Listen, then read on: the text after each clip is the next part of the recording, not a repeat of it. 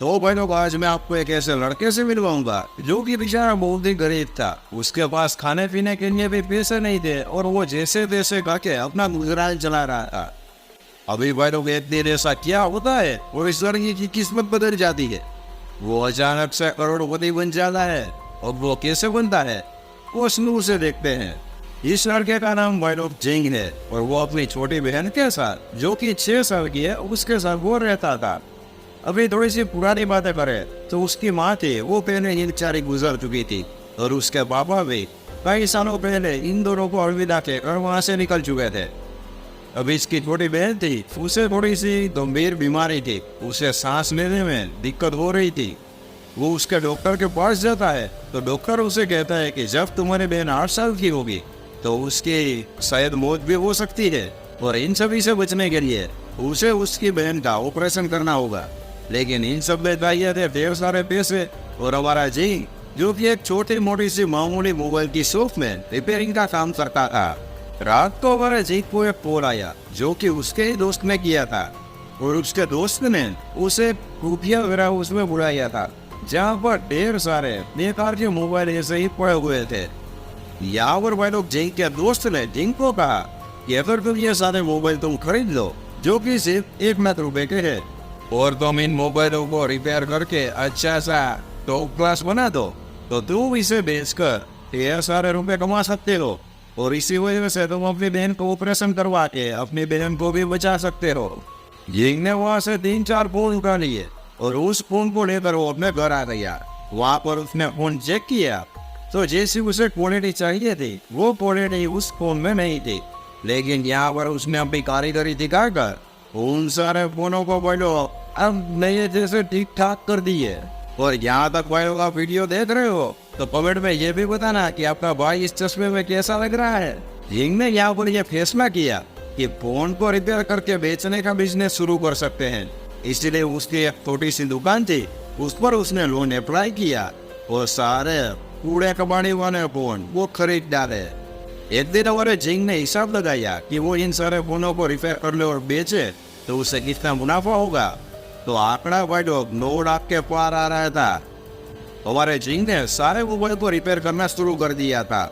लेकिन यहाँ पर आ गई थी बहुत बड़ी सी दिक्कत भाई लोग, क्योंकि 2 हफ्तों के बाद सरकार ने बड़ा फैसला जारी किया कि कोई भी पुराना फोन लेगा नहीं और बेचेगा नहीं। अगर कोई ऐसा करता है तो वो गैर कानूनी और बड़ा अपराधी माना जाता है। यहाँ पर हमारा जिंग बहुत ही बुरी तरह से भाई लोग दुखी हो चुका था। सामने की ओर वो फोन का बहुत बड़ा पहाड़ देखता है जो कि उसने खरीदा था। यहाँ पर भी उसे समझ में नहीं आ रहा था कि इन फोन का वो अब क्या करेगा। अगले दिन भाई लोग, हमारा जिंग उसी ऑफिस में गया जिस कंपनी के ये मोबाइल थे।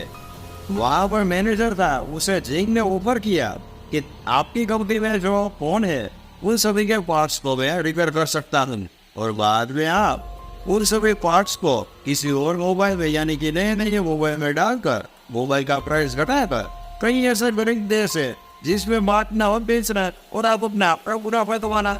लेकिन यहाँ पर मैनेजर जिंग के ऊपर वो साफ साफ ठुकरा देता है, क्योंकि यहाँ पर उसे लग रहा था कि जिंग के बनाए हुए पार्ट्स वेरीफाई प्रोसेस में नहीं निकल पाएंगे। यहाँ पर हमारे जिंग ने बहुत प्रेशराइज किया कि मेरी डील को एक्सेप्ट कर लो। तभी मैनेजर ने उसे कहा कि पहले तुम हमें डेमो दो, 2-4 ऐसे पीस हमें बना कर दो, तभी हम तुम्हारी ऑफर पर नजर करेंगे। हमारे जिंग ने तुरंत अपने घर जाकर कुछ मोबाइल के छोटे छोटे स्पेयर पार्ट निकालकर उसे ठीक करने शुरू कर दिए भाई लोग। ये काम वाकई में हार्ड था, लेकिन हमारे जिंग ने अपनी मेहनत और अपनी लगन से ये सारे मोबाइल ठीक कर दिए और वापिस अगले दिन पहुंच गया कंपनी में। कंपनी ने तुरंत उन पार्ट्स का टेस्ट करवाया और हमारे जिंग के पार्ट्स वेरीफाई प्रोसेस में भी भाई लोग एक्सेप्टेड हो गए हैं। तभी सामने होने सामने मैनेजर ने कहा कि हमारी ऐसी कोई डील हुई ही नहीं थी, क्योंकि यहाँ पर भाई लोग इस मैनेजर ने ऐसे उठपटांग बातें बोल दी थी, क्योंकि यह सारा 20 साल का छोकरा ऐसे खतरनाक पार्ट्स कैसे बना पाएगा। हमारे जिंग ने सामने की साइड देखा तो कंपनी का मालिक था।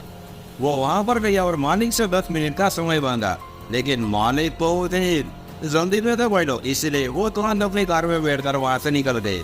हमारे जिंग ने अपनी स्कूटी में बैठकर खतरनाक रास्तों से उसका पीछा किया और उसके पीछे पीछे वो एक ट्रेन में पहुंच गया, जहां पर वापिस उसने कंपनी के मालिक से 10 मिनट का समय मांगा। कंपनी के मालिक ने उसे कहा कि तुम सारे मोबाइल्स के ऐसे छोटे छोटे पार्ट ये सब तुम ठीक करोगे और कब तक हमें बनाकर दोगे। यहाँ पर सिंह ने मालिक को कहा कि ये अब टेंशन मत लो, ये मैं कर लूंगा, और ये मैंने कर दिया तो हमारी डील फाइनल। ओके, मालिक ने भी कहा कि चल ठीक है। यहाँ पर कंपनी ने मालिक ने वाइनोक सिंह को साफ साफ ये भी कहा था कि अभी तुम जिन स्पेयर पार्ट को ठीक करोगे वो तुम्हें अपने खर्चे पर करने होंगे, इसमें कंपनी तुम्हारी कोई भी मदद नहीं करेगी। हाँ, लेकिन अगर हमारी डील फाइनल हो जाती है तो इस काम में तुम्हारे जितने भी पैसे लगे होंगे वो कंपनी तुम्हें दे देगी। अभी यहाँ पर भाई तुम्हारे सिंह के सामने बहुत बड़ी दीवार खड़ी हो चुकी थी, क्योंकि अभी वो एक पल में करोड़पति भी बन सकता था और एक ही पल में वो रोड पे भी चला जा सकता था।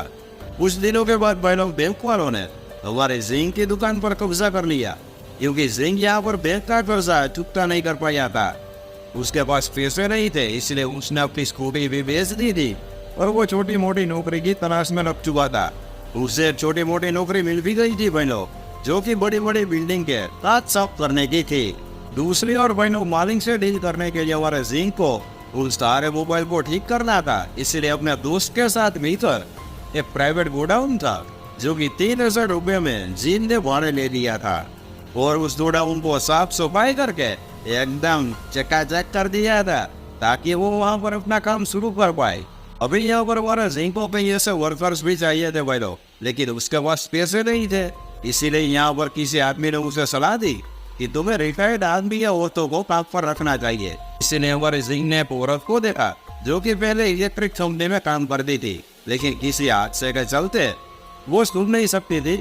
अभी यहाँ पर हमारे सिंह ने चीखते चिल्लाते हुए उस बूढ़ी औरत को अपना काम सिखाया। ऐसे ही बनो हमारे सिंह ने किसी दूसरे आदमी को पकड़ा। अभी ये आदमी पहले किसी कंपनी में मैनेजर था, लेकिन वहाँ पर गुस्से में उसने किसी और आदमी को पीट दिया था, इसलिए वो जेल काट कर आया था और उसके पास कोई काम नहीं था। ऐसे ही एक दूसरा बंदा था जो कि घर पर बैठे बैठे गेम खेलता था, लेकिन उसे किसी नौकरी की तलाश थी, क्योंकि उसे अपनी गर्लफ्रेंड के साथ शादी करनी थी। और यहाँ पर सिंह ने वृद्धाश्रम से कई बूढ़े लोगों को भी उठा लिया था, यानी कि उसे काम करवाने के लिए। ऐसे उठा दिया मतलब कि ऐसे वैसे नहीं भाई लोग। यहाँ पर भाई लोग हमारे सिंह के पास अपनी टीम इकट्ठा हो चुकी थी और हमारे सिंह ने अपनी कंपनी का नाम रखा था सनशाइन, जिन पे भाई लोग हमारा सिंह साफ सफाई का काम करता है, यानी कि वो खिड़कियां साफ करने का काम, ताकि उसका घर का गुजारा हो जाए। दूसरी ओर सिंह की बहन की तबीयत में भी कोई भी सुधार नहीं आया था। हमारा सिंह अपनी बहन के साथ टाइम स्पेंड करता और उसे हर वक्त खुश रखने की कोशिश करता भाई लोग। एक दिन देर रात को हमारा सिंह अपनी बहन के साथ हमें घर पर आ रहा था, तो तभी उसने देखा कि उसका सामान घर पर ही नहीं है, क्योंकि घर के मालिक ने सिंह का सामान बाहर भेज दिया था। क्योंकि यहाँ पर भाई लोग हमारे सिंह ने 3 महीनों से घर का किराया नहीं भरा था, इसीलिए हमारे सिंह ने अपनी बहन को अपने दोस्त के घर पर सुला दिया ताकि वो चैन की नींद सो पाए और उसे किसी भी तरह की कोई भी तकलीफ ना हो। हमारे सिंह के पास भाई लोग यहाँ पर जरा से भी पैसे नहीं थे, इसीलिए वो दिन भर वो खिड़कियों के कांच साफ करता और रात में वो मोबाइल के स्पेयर पार्ट रिपेयर करता ताकि वो अपने बहन को अच्छे से बना सके और उसका ऑपरेशन करवा सके। यहाँ पर भाई लोग सिंह की परेशानियां और भी बढ़ रही थी, क्योंकि 2-3 दिन बाद गोडाउन ने मालिक ने सिंह को उठाया और उससे कहा कि साला भाड़ा कहाँ पर है, मेरा किराया क्या। लेकिन तभी सिंह ने उसे कहा कि मैं थोड़ी मुश्किल परिस्थिति में गुजर रहा हूँ, अब 2-4 दिन वेट कीजिए। लेकिन सामने वाला भाई लोग बिल्कुल मानने के लिए तैयार ही नहीं था। वो कहता है कि अगले 2 दिनों के अंदर मुझे कैसे भी करके किराया दो। अपना गोडाउन का किराया देने के लिए भाई लोग दोबारा सिंह वापिस मैनेजर के पास गया और उसे 1 लाख रुपए मांगे। लेकिन यहाँ पर भी हमारे मैनेजर ने साफ साफ सिंह को मना कर दिया और उसे साफ साफ कह दिया कि जैसे मालिक ने डील की है उसी तरह से डील होगी, वरना नहीं होगी। अभी यहाँ पर भाई लोग वो मैनेजर 2-4 बातें सुनाकर वहाँ से निकल लेता है।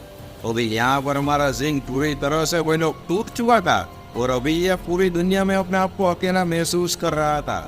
अगले दिन भाई लोग गोडाउन का मालिक आया, जिसने सिंह को कहा कि अगले 3 दिनों के अंदर मेरा गोडाउन खाली कर देना। लेकिन सिंह का प्रोजेक्ट पूरा होने में 2 हफ्ते ही बाकी थे।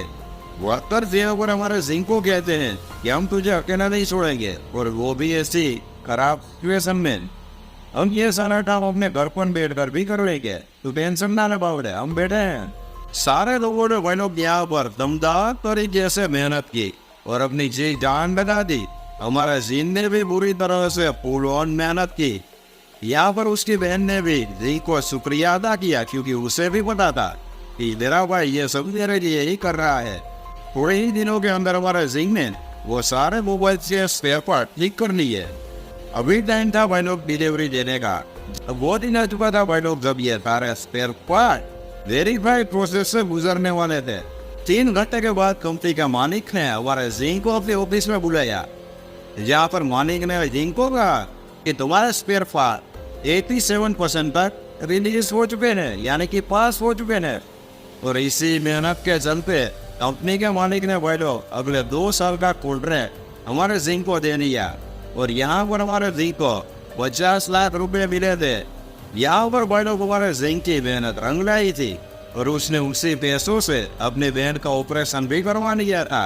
और 5-6 सालों के बाद का सीन देखते हैं तो हमारे जिंग की कंपनी यानी कि सनशाइन कंपनी नई ऊंचाइयों को छू रही थी भाई लोग। और अभी हमारा जिंग करोड़पति और कोटिपति बन चुका था भाई लोग। यहाँ पर भाई लोग हम देखते हैं कि जिंग के सारे साथी वो भी अमीर हो चुके थे, क्योंकि इन सभी ने ही बुरे वक्त में जिंग का साथ दिया था और हमारे जिंग ने भी इन सभी का साथ कभी भी नहीं छोड़ा था भाई लोग। तो भाई लोग यहाँ पर इस घटना की एंडिंग हो जाती है। ऐसी लगी यह घटना अपने भाई को बताना कमेंट में।